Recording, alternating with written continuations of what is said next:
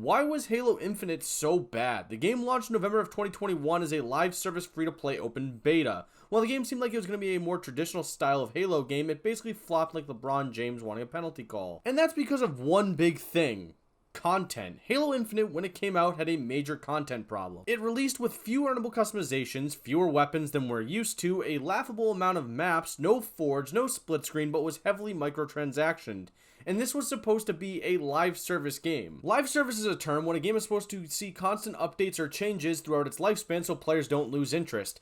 Example being Fortnite. Well, the promise of live service didn't happen and players quickly left as Season 1 lasted from November 15th of 2021 to May 2nd of 2022. For reference, Call of Duty Vanguard was already halfway through Season 3 at this point. I mean, just imagine hearing Call of Duty Vanguard did something better than you. Like, I never thought I'd ever say those words. With pretty much no content coming out in this time and no major updates helping the game, 343 was left with a nearly impossible task of turning things around and making this game more profitable. And after probably receiving some inspirational text from Team America doll Tom Brady, they released a few seasons, and after delaying Forge like 80 times, it was released on November of 2022.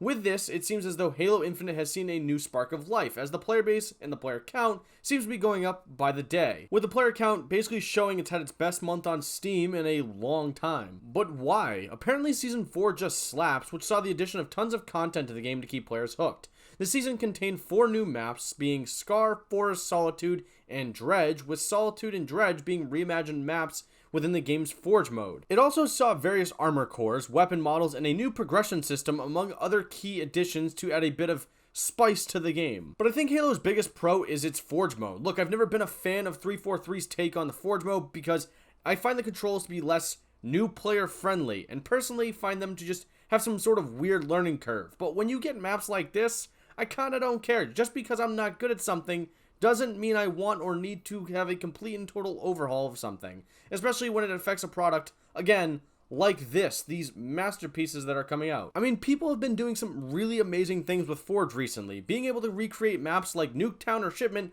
or even making a layout replica of your local Walmart. And taking these things to custom games and playing with friends, randoms, or scragging bots is a blast. I mean, that's how I got into Halo, by playing custom games with friends on maps we created. But another massive pro by just switching over to Halo is its battle pass structure, because it does something similar, I believe, in the Master Chief Collection, where even if you haven't had a chance to unlock everything in the battle passes, and they're currently on Season 5, you can still go back and do things on Season 1, 2, and 3. So for the players like me that basically gave up on the game pretty much after Season 1, or like that Winter Siege update or whatever it was called, it gives you an abundance of content to play with. And you also have a campaign, which if you want to know my quick thoughts on it, it f***ing sucks! It's $70 by the way, and that's literally just for the campaign. So if you enjoy stories about the Master Chief simping over an AI while trying to save the human race, then this might be for you.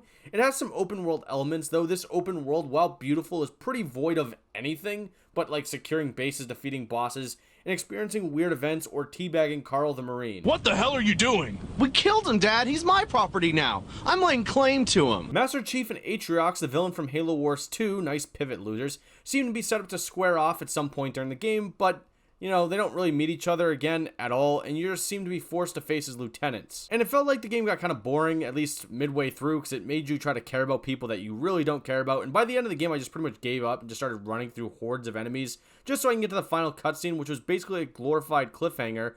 But also, I guess Cortana became Cortana in that whole thing. I don't know, I stopped following along. So yeah, totally worth $70. Honestly, I think Halo Infinite's unplayable in 2023 because of its campaign price tag, and if you actually care about anything involving this story, you're pretty much shit out of luck. The multiplayer is still needing a little bit more, but I think Season 5 will be the big fix. Also, if you have no skill or no friends, then Forge, which again is great, no matter how difficult it is to most players.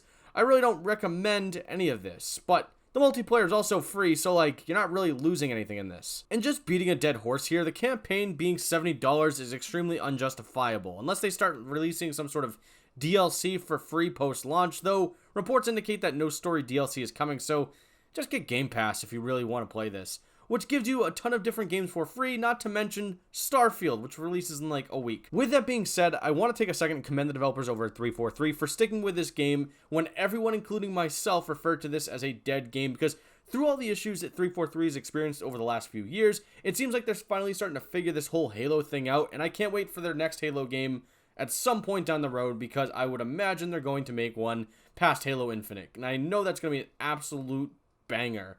Alright, back to Splash Mountain Water Park.